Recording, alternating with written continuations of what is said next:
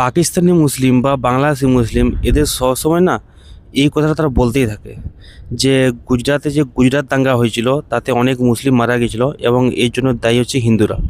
কিন্তু তারা একটা কথা কখনোই বলবে না যে গুজরাট দাঙ্গার আগে কী হয়েছিল। আমরা সকলেই জানি যে গুজরাট দাঙ্গার আগে যেটা হয়েছিল সেটা হলো গোধরাকাণ্ড। গোধরাতে যেটা হয়েছিল সেটা হলো যে ট্রেনের মধ্যে শ্রদ্ধালু যাচ্ছিল এবং তাদেরকে ট্রেনের মধ্যে আগুন লাগিয়ে দেওয়া হয় এবং এর কারণে হিন্দু মারা যায় এবং এরপর গুজরাট দাঙ্গা শুরু হয়। তাহলে আপনি ভাবুন এরা যেটা বলে তার আগে কি হয়েছিল এটা নিয়ে তারা কোনো কথা বলবে না। আর আপনি একইভাবে দেখুন যেটা ফিলিস্তিনে হচ্ছে মানে প্যালেস্টাইনে, যে গাজাতে ইসরায়েল যে অ্যাটাক করছে, কিন্তু এর আগে কি হয়েছিল? এর আগে ইসরায়েলে একটা ফেস্টিভ্যাল হচ্ছিল এবং সেই ফেস্টিভ্যালের উপর হামাস অ্যাটাক করে এবং কোনো কারণ ছাড়া কয়েকশো ইহুদিকে মেরে ফেলে এবং এরপর ইসরায়েল অ্যাটাক করে। তাহলে আপনি ভেবে দেখুন এরা কখনোই নিজের দোষ নেবে না, এটাকেই বলে হিপোক্রেসি।